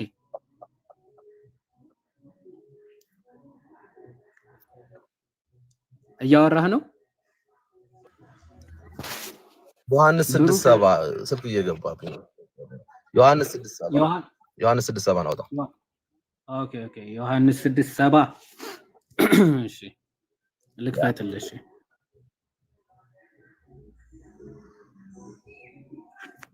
እሺ ስለ ስምዖንም ልጅ ስለ አስቆሮቱ ይሁዳ ተናገረ። ከ12ቱ አንዱ የሆነ እርሱ አሳልፎ ይሰጠው ዘንድ አለው። ከሰባ አንድ ማን አለ? ሰባ ነው ያሉት። እሺ ኢየሱስም እኔ እናንተን 12ታችሁን የመረጥኳችሁ አይደለምን? ከእናንተም አንዱ ዲያብሎስ ነው ብሎ መለሰላቸው ይላል። ምን አለ እዚህ ጋር ያዘው? ኢየሱስ አለ እኔ እናንተ 12ታችሁን ሲል ማን ተመርጧል? እዚህ ውስጥ ይሁዳም እዚህ ውስጥ ተመርጧል። የመንፈስ ቅዱስ ስጦታ ተቀብሏል። ሲላክም ተልኳል። ኦኬ የሰማያዊ ብርሃንም በርቶለታል፣ ተቀብሏል። ቆይ ልጨርስ። የኔ ያርም መልሱ። ተረጋጋ አባቴ። ቆይ አንዴ ያልተጻፈውን አታብራ። አሁን አንዴ እምነቱ የተሳሳተ የይሁዳ እምነት የተሳሳተ መሆኑን መጀመሪያ አምጣኝ። አዳምጠኝ። 12ቱ የተመረጡ ነበር። እምነቱ የተሳሳተ መሆኑ መጀመሪያ አምጣ። የይሁዳ እምነት አዳምጠኝ። እሺ አዳምጠኝ። 70 እና 71 ላይ ስለሆነ ሰፋ አድርገውና አንድ ጊዜ ያነበብኩት አስረዳህና ከሌለ ትነግረኛለህ። አንድ ሰፋ አድርግልኝ። የአንተ ማብራሪያ ሳይሆን መጀመሪያ ቆይ አንዴ ይሁዳ እምነቱ ትክክለኛ አልነበረም? እምነቱ ትክክለኛ አልነበረም? እሺ ምን ብሎ ነበር የሚያምነው? የተሳሳተ እምነቱ ነገር አይደለም። ይኸውልህ በክርስቶስ ኢየሱስ ተመርጠዋል። ቅድም ላመጣኸው 6 ላይ ምዕራፍ 6 ላይ ያሉትን እነዚህ ሰዎች የሰማያዊውን ነገር ቀምሰዋል፣ ከመንፈስ ቅዱስ ተካፍለዋል። አዎ እንደዚህ ሁሉ ደግሞ መንፈስ ማነው ይሁዳ ደግሞ እነዚህን ሁሉ ተካፍሏል። በማን ተመርጦ? በክርስቶስ ኢየሱስ ተመርጦ ምን ይላችኋል? እኔ እናንተን 12ታችሁን የመረጥኳችሁ አይደላችሁም? ምን ይላል? በእናንተም ይላል ልክ በእናንተም አንዱ ዲያብሎስ ነው አለ። ኦኬ ዲያብሎስ ሆኖ ይሄንን ነገር በሙሉ አግኝቷል። ግን እምነቱ ምንድነው? መጀመሪያው ነው እምነቱ ልክ አይደለም፣ ዲያብሎስ ነው እምነቱ። አሁን ቆይ እምነቱ ልክ አይደለም የሚለው ከየት ነው ያመጣኸው? እምነቱ ልክ አይደለም ዲያብሎስ ነው እያለ አሳልፎ ስለሚሰጠው ነው። አላነበብክም እንዴ? ስለ ስምዖን ልጅ ስለ አስቆሮቱ ይሁዳ ተናገረ ይላል። ስለሱ ነው የተናገረው። ምክንያቱም ከ12 አንዱ የሆነው እርሱ አሳልፎ ይሰጠው ዘንድ አለውና ነው። አሳልፎ ስለሚሰጣቸው አንዴ እስካወራ ስማኝ፣ እንደሰማሁህ ማለት ነው። ለምሳሌ ጴጥሮስን አንተ ዲያብሎስ ከእኔ ሂድ ብሎታል፣ ራቅ ብሎታል። እምነቱ ወይም ደግሞ የነበረበት እምነት የተሳሳተ ነገረ እግዚአብሔር ነገረ ሃይማኖት ወይም ደግሞ በሃይማኖቱ ጉዳይ የተሳሳተ እምነት ኖሮት ሳይሆን ክርስቶስ ላይ ካለው ቅናት የተነሳ አይ ይሄማ አንተ ላይ አይሁንብህ በማለቱ የተነሳ ከሐሳቡ ከዚህ ሐሳብ የተነሳ ዲያብሎስ ተብሏል። ይሁዳም ክርስቶስን አሳልፎ ይሰጠው ዘንድ አለውና ምክንያቱ አሳልፎ ይሰጠዋልና ክርስቶስን፣ ስለዚህ ዲያብሎስ ተባለ። አሁን ይሁዳ ሲጀመር እምነቱ ልክ አልነበረም የሚለውን ማስረጃ አምጣው ነው የተባለው። አሁን ለምን ዲያብሎስ እንደተባለ ተነግሯል። በጣም ጥሩ ዮሐንስ እኮ ራስህ እኮ መጣ። ይኸውልህ አሁን በደንብ አዳምጡ። እዚህ ያላችሁ አንድ ለምትሰው የጴጥሮስ ሲሆን ምን ሆነ? አንተ ሰይጣን ከኔ ዞር በል ሲለው ኦኬ። ከዛ በኋላ በንስሐም ተመልሷል።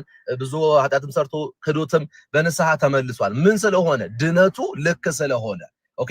ገና ያመነበት ልቡ ትክክለኛ ስለሆነ። ግን እዚህ ጋር ስንመጣስ ማን ላይ? ይሁዳ ላይ ስንመጣ እሱ በኢየሱስ ክርስቶስ የተመረጠ ነው። ኦኬ እፍ ሲልባቸውም ሁለት አድርጎ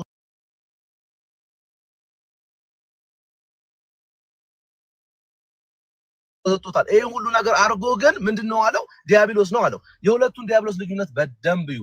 የጴጥሮስን ዲያብሎስ መባልና የይሁዳን ዲያብሎስ መባል። የይሁዳ ዲያብሎስ መባል መጀመሪያውንም እምነቱ ልክ ያልሆነ ስለሆነ ዲያብሎስ ስለሆነ ኦኬ። ግን በማን ውስጥ አለ? ቸርች ውስጥ አለ፣ እኛ ጋር አለ። ግን እምነታቸው ልክ ስላልሆነ ምን ያመጣሉ? ክህደትን አመጡ። አሁንም የይሁዳና የዕብራውያን 6 ላይ የተጻፈው ክህደት ነው። የይሁዳም አንድ ክህደት ነው፣ ዕብራውያን 6 ላይ የተጻፈው ክህደት ነው። የጴጥሮስን እስክን ስናየው አይደለም። የጴጥሮስ ግን አይደለም፣ መሳት ነው። ኦኬ ድክመት ነው እያመጣ ያለው። ስለዚህ ቆይ አይዞ ዮሐድዬ አይዞ አባቴ ጨርስ። ኧረ በደንብ ነው የምንሰማው። እስኪ ጨርስ። ስለዚህ ልዩነቱን በዕብራውያን 6 ላይ የተዘረዘሩት ሁሉ አንድ ሰው ሊያጣ የቻለበት ምክንያት ድህነቱ ልክ ስላልሆነ ማረጋገጫ ደግሞ የሚሆነው ማን ነው? ይሁዳ። በምን? በክህደት ስለሆነ ዕብራውያን 6 የሚያወራው ክህደት ነው። ግን ጴጥሮስስ 3 ጊዜ ከካደው በኋላ ተጸጸተ ይላል። ኦኬ ተጸጸተ። ምን ስላለ? መንፈስ ቅዱስ በሱ ውስጥ ስላለ፣ ድህነቱ ትክክለኛ ስለሆነ ኦኬ ስለወቀሰው ሲወቅሰው የሚመለስ ስለሆነ መጀመሪያውንም ሲያምነው በትክክል ስላመነ። የይሁዳስ አይደለም። የዕብራውያን 6 ላይ የተጻፉትስ አይደሉም። ወዳጄ አጨርስም 30 ጊዜ አትድገመው። መልሼልሃለሁ፣ ደውሪ መልሼልሃለሁ። በቃ አሁን ሚውት አድርገው። በደንብ የሚገርመው ቆይ ሚውት አድርገው። እሺ ጎበዝ ተመልከቱ። አሁን የይሁዳ መጀመሪያ የይሁዳም የጴጥሮስም ባይዘው ሁለቱም ክህደት ነው። ኦኬ ሊትራሊ ክህደት ነው። 3 ጊዜ ትክደኛለህ ብሎም ጌታ ተናግሮታል። ግን ምንድነው ያለው? ይሄ ወዳጃችን ለትምህርቱ እንዲመቸው ለክህደቱ እንዲመቸው ለትምህርቱ ብቻ ሳይሆን ለክህደቱ እንዲመቸው ምንድነው ያደረገው? የጴጥሮስ አስቀድሞም ትክክለኛ እምነት ነበረ፣ የይሁዳ ግን አስቀድሞ ትክክለኛ እምነት አልነበረም ማለት። እንደዛ የሚል ምንፍቅና ከየት ነው ያመጣው? አስቀድሞ ትክክለኛ ስላልነበረ ነው የሚል እምነቱ ራሱ ሲጀመር ከመጀመሪያ ጀምሮ ልክ አልነበረም የሚለውን ትምህርት ከየት ነው ያመጣው? ኦኬ ከየት አመጣው? በዛ ሰዓት አሳልፎ ስለሚሰጥ ስለ ይሁዳ ተናግሯል። ትክክል ነው ዲያብሎስ ብሎ። ለምን ዲያብሎስ አለው? ከ12ቱ አንዱ አሳልፈው ይሰጠው ዘንድ አለና ተብሏል ማለት። ባይዘወይ ጴጥሮስም ክዶታል ክርስቶስ፣ ለዛውም 3 ጊዜ ክዶታል ማለት። ዋናው ችግሩ ምንድነው? ሰዎቹ ላይ ነው እንጂ የተቀበሉት ነገር ላይ ወይም ደግሞ የተሰጣቸው ነገር ላይ አይደለም። ኦኬ ጴጥሮስ ላይና ይሁዳ ላይ ነው ያለው ጉዳይ ማለት። ይሁዳ በነገራችን ላይ ተጸጽቷል፣ በመጸጸት ደረጃ ከሆነ ማለት ነው።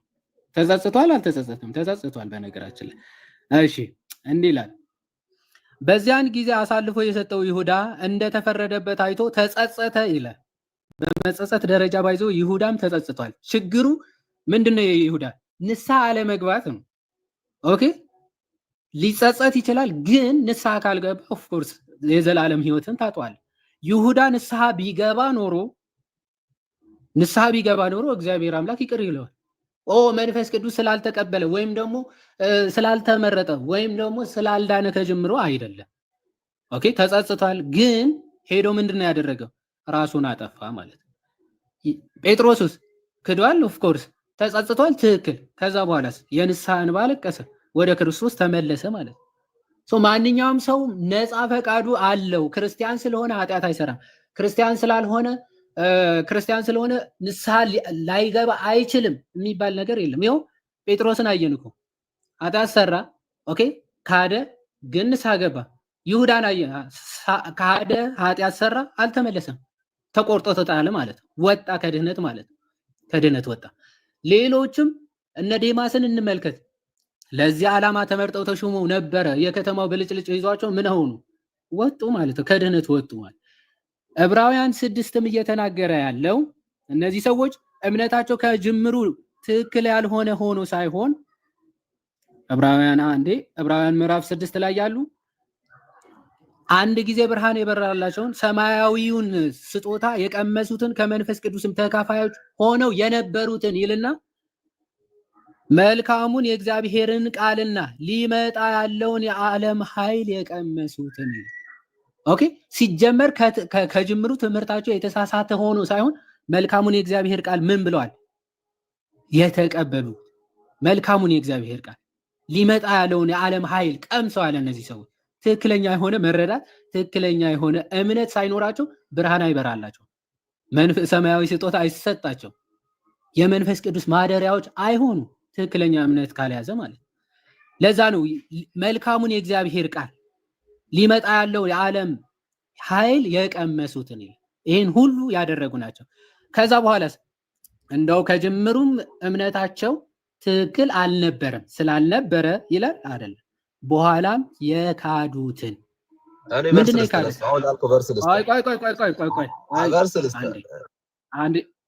አንዴ ክህደት ሲመታ ወደ ግራ ወደ ቀኝማ እነዚህ ሊጨንቃ ይገባል። መሀል ላይ አትግባ። ለማዳመጥ መሀል ላይ ገብተህ ነው እንዴ እያወራ የምታደምጠው? ሚዩት አድርገህ ነው የምታደምጠው። እዚህ ስማ። በኋላ ምን አስቀድሞ የተንሻፈፈ እምነታቸውን ጨምረው ስላንሻፈፉት አይደለም የሚለው።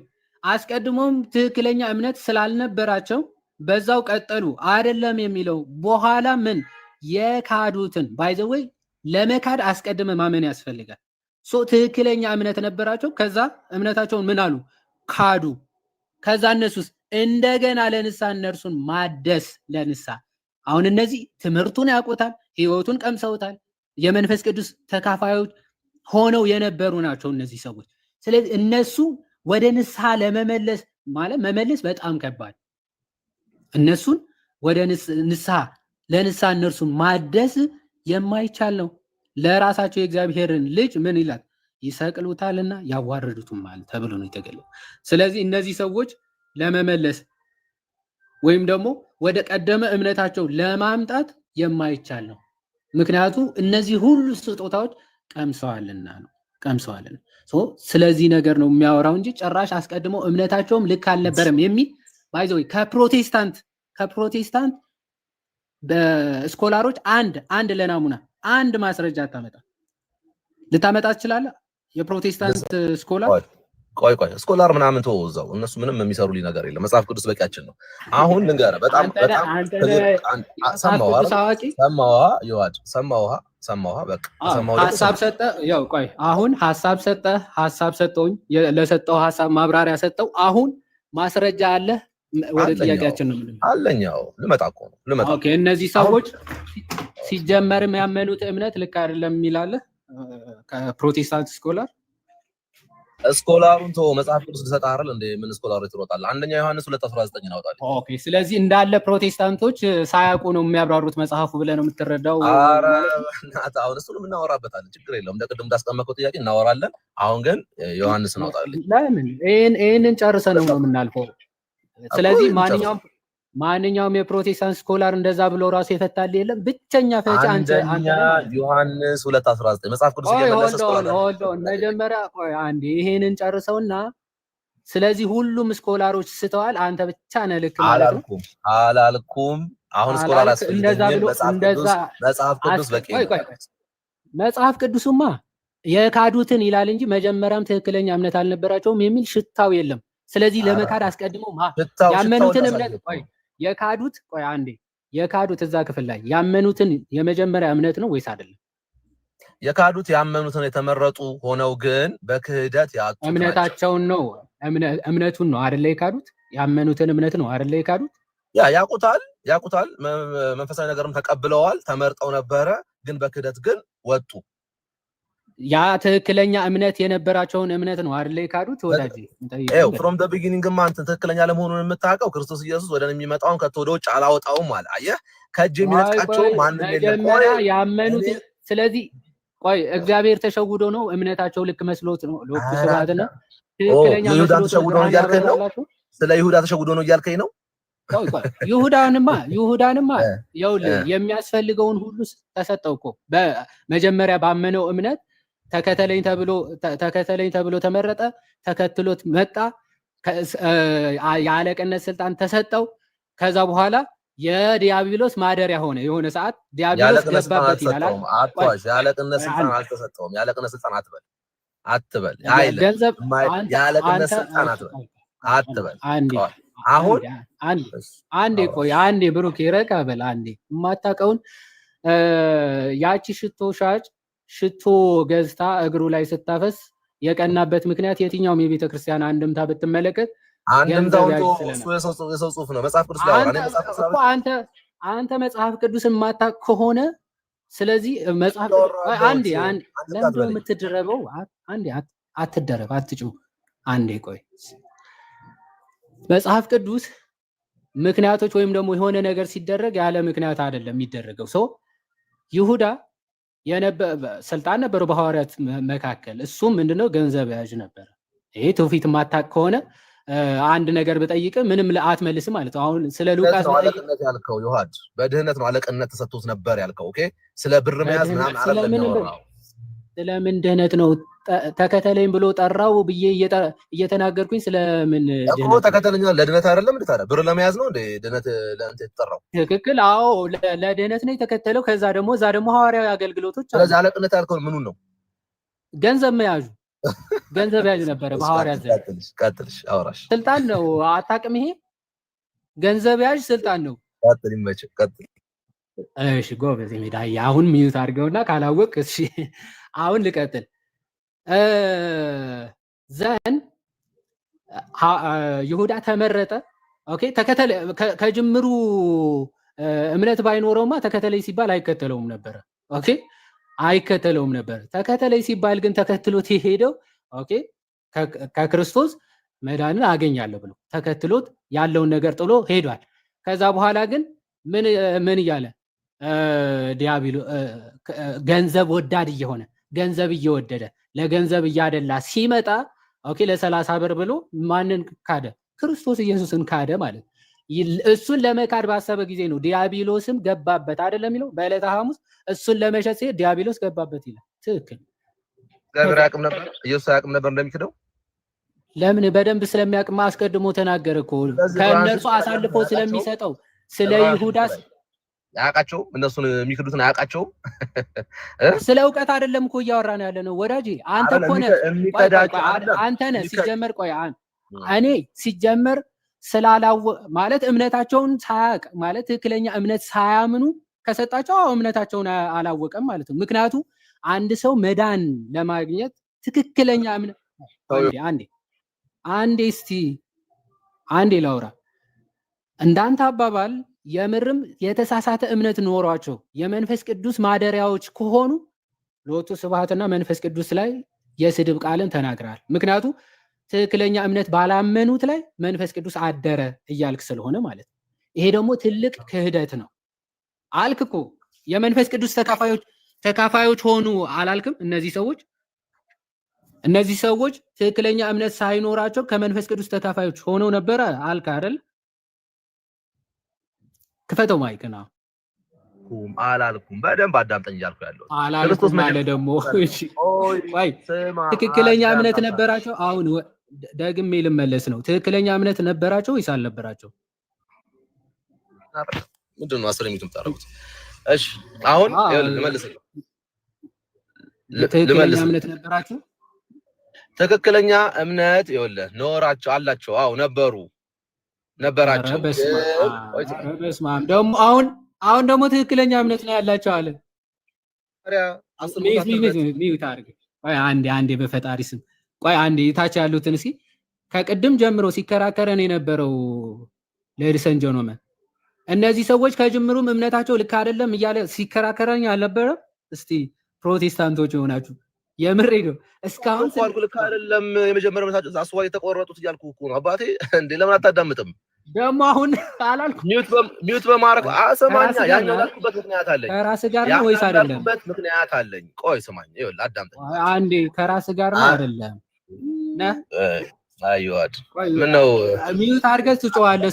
7 ጮኸህ ትወጣለህ። ችግር የለውም። ደው ትደርሳለህ። አንዴ ስማኝ። ከራስ ጋር ነው ወዳጄ። ስልክ ተደውሎብህ ነበርና ምናልባት የተፈጠረ ነገር ካለ አይ ዶንት ኖ ፎከስ አድርግና ጦር ከሆነ ይመችህ፣ ችግር የለውም። የትም አትወርድም። ቆይ የትም አትወርድም። ከራስ ጋር ተጣልተህ ትወርዳታለህ። ራስ 7 ጮኸህ ትወጣለህ። በደንብ ተከታትየዋለሁ። እምነታቸው ትክክል አይደለም ነበር ያለው። ተባብራችሁ አታውሩ። አንድ ሰው እምነታቸው ትክክል አይደለም ነበር ያለው። እንደውም ይሁዳን ምሳሌ ያመጣ። ከዛ በኋላ ይሁዳን ራስዎ የመረጠው ላይክ እምነቱ ልክ እንዳልሆነ አውቆ ነው የመረጠው። እንደዛ አይነት አሰምፕሽን ነው ያመጣው። እድል ተሰጥቷል። አዎ ብያለሁ፣ እድል ተሰጥቷቸዋል። እነዚህ ብራውያን ላይ ያሉትም ይሁዳም ኦኬ። አሁን ደግሞ አመጣልህ ደግሞ አንደኛው ዮሐንስ ላይ ያሉትም እድልን አግኝተዋል። ልባቸው ግን ጠማማ ነበር። እኔ ስለ እድል ተሰጥቷቸዋል አልተሰጣቸውም አይደለም። ተሰጥቷቸዋል። እነዚህ ሰዎች መጀመሪያ አንዴ አትጩህ እባክህ፣ ቀስ ብለህ አውራ። እዚህ ነው ያለ ነው። ስልኩን ዘግተህ ልታሰማን ፈልገህ አይዞህ በርታ በልና አንብበው። ቀጥል። እሺ እኔ ለእግዚአብሔር ቃል ለማንበብማ በደንብ ነው የምበረታው። አሁን እነዚህ ሰዎች መጀመሪያ ያመኑት እምነት ትክክለኛ ነው ወይስ አይደለም? ይኸውልህ ጸጋው ተሰጥቷቸዋል እንጂ እምነታቸው ልክ አልነበረም። ስለ እምነታቸው ነው የጠየኩት። ጸጋ ልክ አይሰማህም? አንዴ ብዙ ወሬ ለማውራት ስለምትሞክር ከራስ ጋርም እየተጋጨ ስለሆነ አጭር መልስ። እነዚህ ሰዎች እምነታቸው ትክክል አይደለም መጀመሪያ ማለት እሺ አንዴ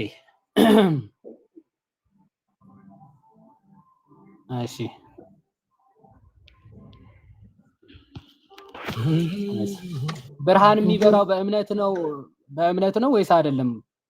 ብርሃን የሚበራው ጸጋው ተሰጥቷቸዋል። አምናለሁማ ይላሉ እኮ ተከተለ ሲለውም እኮ ተከትሎታል። ብርሃን እንዲበራለት ማመን ያስፈልገዋል ወይስ አያስፈልገው?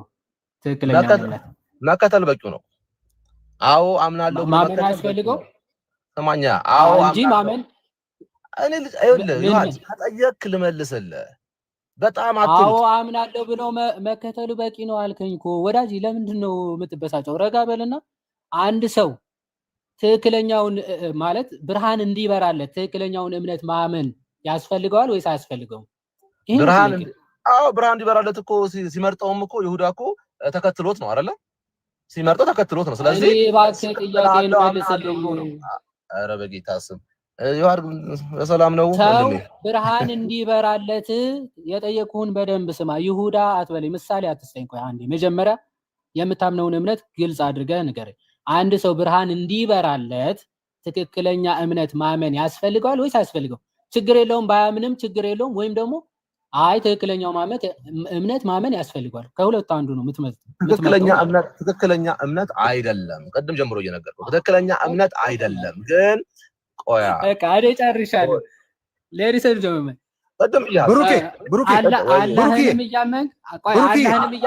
አላህንም እያመንክ መንፈስ ቅዱስ ሊያድርብህ ይችላል ብርሃን ሊበራልህ ይችላል ማለት ነው ሊያበራልህ ይችላል አይደል አይዞ ቆዩ ሀዲስ ምን እያለቀስክ ነው እንዴ ምንድነው አይዞህ አየህ ቀደም ሊይዝ ስለሆነ እያለቀስክ ነው ቆይ መጽሐፉ ላሳይ ነው አክቹአሊ ባይዘ ቆይ መጽሐፉ እንደውም ጥቅሱን ላሳይ በሎጂክ አትመና አንተ ሎጂክ እየሰራ አይቶ አንተሽ ቶቶ ነጥቼበታለሁ ና ሁለተኛ ቆሮንቶስ ምዕራፍ 4 ከቁጥር 4 እንደውም ጥቅስ ያኔ መጀመሪያ ወጣ እንጂ አንደኛው አንስ አንብበው ና አንዴ አንብበው አንደኛው አንስ ወጣ አንዴ አንብበው እናንተ ለሚከተሉ ሰዎች ብርሃን እሺ ላምብልህ ረጋ በለን እኮ ላምብልህ አይሰማም እስቲ አትረበሽ እስቲ ቀስ በለ ተረጋጋ ታነባዋለሁ ቀስ ላምብልህ የተረበሽከው አንተ ነህ ላምብልህ ወንድሜ ላምብልህ እሺ አንብበው እሺ ቀጥል አንብባውን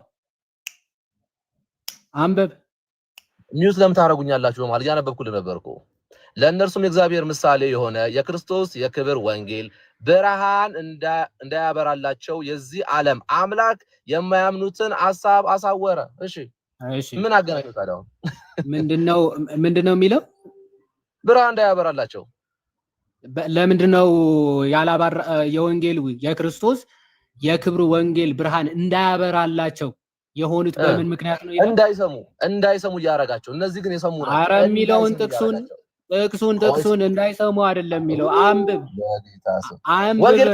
ወንጌል አሁን እንደ ጅብሪል ልጨምቅ ነው አሁን አንብብ የሚደረግ ነው ወንጌል ምንም አንብበው አረ አንብበው የሚለውን አንብበው ቃሉን የሚለውን እዛ ስለሚያስረዳ አይዞ ልድገምልሽ ለእነርሱም የእግዚአብሔር ምሳሌ የሆነ የክርስቶስ የክብር ወንጌሉ የተጻፈው ማለት ነው ኦኬ ወንጌል ብርሃን እንዳያበራላቸው የዚህ ዓለም አምላክ የማያምኑትን ሐሳብ አሳወረ ወንጌል ምንም አይሉትን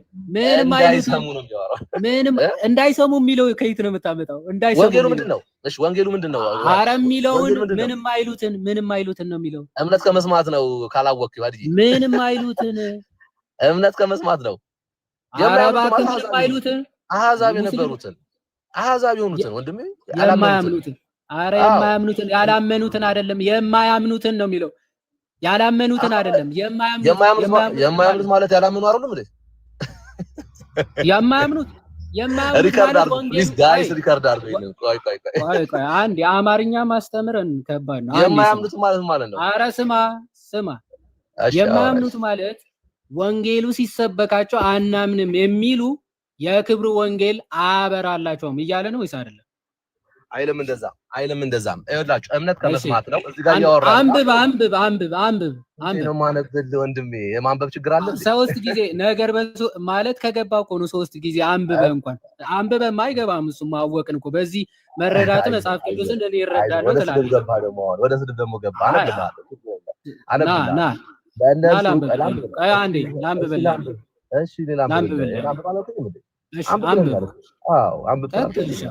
ለእነርሱም የእግዚአብሔር ምሳሌ የሆነ የክርስቶስ የክብሩ ወንጌል የተናገረው ቃሉ ማለት ነው ኦኬ ብርሃን እንዳያበራላቸው የዚህ ዓለም አምላክ የማያምኑት ሐሳብ አሳወረ የማያምኑትን አሳወራቸው ምን እንዳይሰሙ ወንጌልን እንዳይሰሙ እነዚህ ግን እንዳይሰሙ የሚለው ከየት ነው የምታመጣው? እነዚህ የሰሙ ናቸው። ቆይ እንዳይሰሙ የሚለው ከየት ነው ያመጣው? ቆይ ዕብራውያን ላይ ያሉት እንዳይሰሙ የሚለው ከየት ነው ያመጣው? ዕብራውያን ላይ ያሉት የሰሙ ናቸው አይደል? እሱን አሳየኝ። እንዳይሰሙ የሚለውን ከየት ነው ያመጣው? መልስ እንጂ ከየት አመጣው?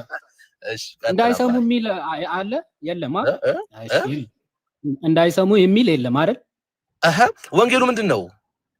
እንዳይሰሙ የሚል አሁን ቆይ አንዴ ያንተ ፍልስፍናና ወሬ ተውና እንዳይሰሙ የሚል አለ ወይስ የለም? ኧረ አዳምጠኝ እኮ እንዳይሰሙ እኮ ነው። ታዲያ እንዳያበር አለ ወይስ የለም እንዴ? አንተ ጤነኛ አይደለም? አይዟችሁ ሞዴሬተሮች ተው፣ ሚውት ማድረጉን አቁሙ። አሁን ልመልስለት ወጣ። እንዳይሰሙ አይልም ክፍሉ። የማያምኑት ሲባል ኦልሬዲ ስለሰሙ ነው የማያምኑ የተባሉ እንጂ ካልሰማ ሲጀመር እንዳይሰማ ከተደረገ ለማመን ራሱ ፕሮባቢሊቲ ምናምን የለውም እኮ። አሁን እነዚህ ግን ፐርፐዝሊ ምንድነው ሐሳቡን ተረድተው እንዳይቀበሉ የዚህ ዓለም አምላክ አደረገ እንጂ ጭራሽ እንዳይሰሙ አይደለም። ሰምተው አናምንም የሚሉ የማያምኑ የተባለው ለዛ ነው። ያላመኑ ከሆነማ ከጥንቱ ከመጀመሪያውም ሊሰሙበት የሚችሉበት ነገርም ከሌለ እነዚህ ሰዎች መውቀስ ራሱ ማለት ወንጌልን ካሰሙ ከጅምሩ በሐዋርያ ቅዱስ ጳውሎስ መሰረት ወንጌል ያልደረሳቸው እንዴት እንደሚዳኙ በፍትሐ እግዚአብሔር ነው የሚታየው። እዚህ ክፍል ግን እየተነገረ ያለው የወንጌሉ ብርሃንን እንዳያበራላቸው ለሰዎቹ ማለት ነው። የዚህ ዓለም አምላክ ምን አለ? የማያምኑትን ምን አደረገ? ሐሳባቸውን አሳወረ። ስለዚህ ወንጌል ካላመንክ በስተቀር ስታምን ነው የሚያበራልህ ማለት ነው። ማመን ስትጀምር ነው ወንጌሉ ራሱ ሊያበራልህ የሚችለው። ያላመንክ ከሆንክ የወንጌሉ ብርሃን አይበራልህም ማለት ነው። ስለዚህ ብርሃን እንዲበራልህ ራሱ ማመን መቀበል የግድ ያስፈልጋል። እነዚህ ሰዎች ደግሞ ምንድነው የሚለው ዕብራውያን 6 ላይ ያለው? አንዴ ምን ብሎላቸዋል? አንድ ጊዜ ብርሃን የበራላቸው ናቸው። ሰማያዊውንም ስጦታ ቀምሷል። በጣም የሚገርማችሁ እነዚህ ሁሉ ስጦታዎች የሚሰጠው ማን ነው? እግዚአብሔር በምንድን ነው የሚሰጣቸው? በእምነታቸው አይደል ነው? እያዳላ ዝም ብለው ፕሪዴስቲን ላደረጋቸው ቢያምኑም ባያምኑም ቢክዱም ሙስሊም ቢሆኑም ፓጋን ቢሆኑም ለእያንዳንዱ ዝም ብለው የመንፈስ ቅዱስ ስጦታ ይሰጣል። ሰማያዊ ስጦታ ይሰጣል። በጣም ትልቅ ክህደት እኮ ነው። በጣም ትልቅ ክህደት።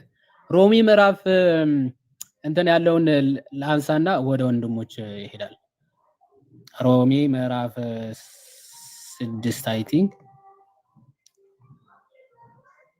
ምዕራፍ 5 ነው። ምዕራፍ 5 24 አካባቢ